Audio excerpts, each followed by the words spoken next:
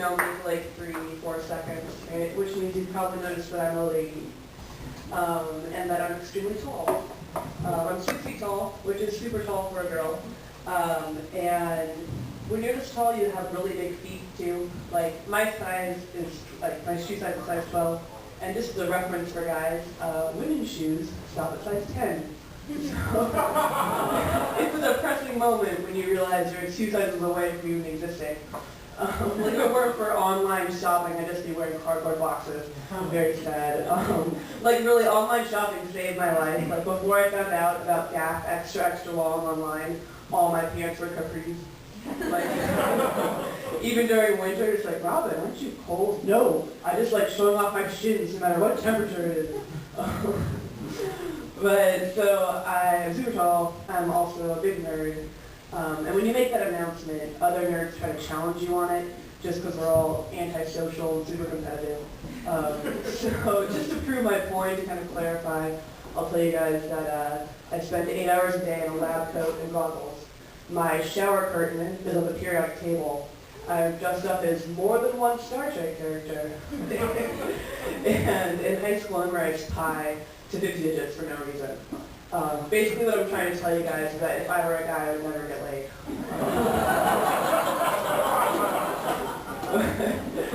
I actually had a really bad nerd moment the other day. So I worked in a lab, and I was just kind of there, like pouring my chemicals, doing my thing. And out of the corner of my eye, I see this spider. And for like 3 full seconds in my head, which was a long time, I was just like, should I let it fight me? Spider-Man got his powers! And then I freaked out. That was way too nerdy, even for me. But yeah, so I'm a huge nerd and I love it. But what I really like is being a girl nerd.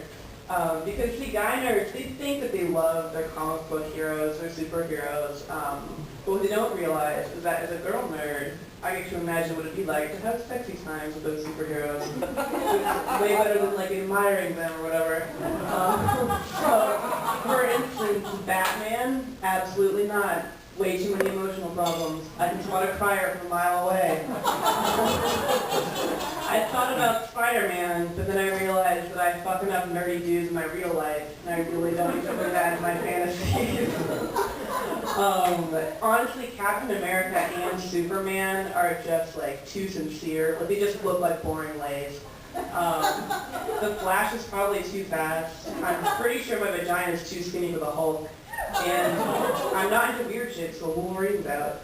Yeah, I honestly think it would have to be Iron Man, just because he's rich, will show you a good time. He's smart, but not too nerdy. And he's not looking for a relationship, which is good because I really don't want to be kidnapped by Mickey Rourke and use his bait.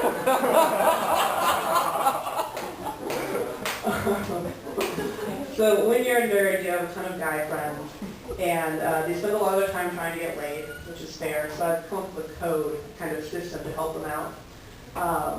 It helps them tell exactly how slutty a girl is. Because if you really want to know how slutty a girl is, you need to look at the labels of her clothes. Because on different days, we'll wear things in different stores depending on how slutty you want to be. Like for instance, if your date's wearing Gap, you're not getting any. You can pack your chick up, send it away, you're not going to need it tonight. Because no one's ever getting ready for like a big night out. It's like, okay, I'm really pouring it on your blade.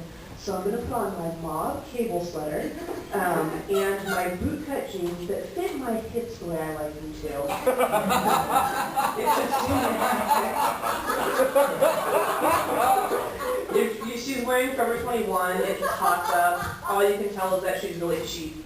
But the gold standard of sluttiness, what you really want to see, is something from Wet Seal. Because Wet Seal, if you don't know, is a store that's full of leopard print spandex and cleavage sequins, and that's about it. And we all know this, like every girl has a couple of Wet Seal outfits where you really want to slut it up. So yeah, if your date's wearing Wet Seal, you can expect a blowjob minimum. But yeah, so I spend a lot of time online, just like any good nerd. And one of my favorite things to check is the Craigslist missed connections. You know, it's like where people try to find each other in public. And you can tell the guys are trying to like be romantic and kind of like woo these girls, but I love it because all the posts are just like vague descriptions of women and their general location. Just like, you were a sexy redhead and I saw you at the grocery store. Hit me up. Or just like, you were at the park reading that magazine and your boobs look real big? Like, give me a call. I think if there was a misconnections post about me, just be like, I saw you binge shopping at Target and I noticed that you were extremely tall. Like, very, very tall. So, I'm going to tell you guys one more joke, and you guys have to help me out because it's a sex joke and I'm a big nerd. I'm usually too shy to talk about those things. But here it is.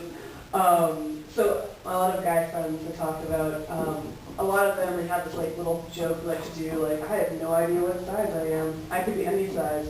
Not like I can compare it to anything. Which is fine. I'll buy that kind of like flow of logic. Except if you really don't know what size you are, I can tell you one size you're not. Just because women were great at lying and scheming and manipulating until a real big dick crosses our path, it was just like, why good sir, did you know you have an extremely large penis? I've a good number of peni in my day, and by golly, this is one of the largest. Congratulations. So yeah, if you really don't know what size you are, you're probably somewhere in the middle, and that's fine. Just make sure that if your dick's a 5, your tongue's a 10. I've been Robin Higgins, thank you.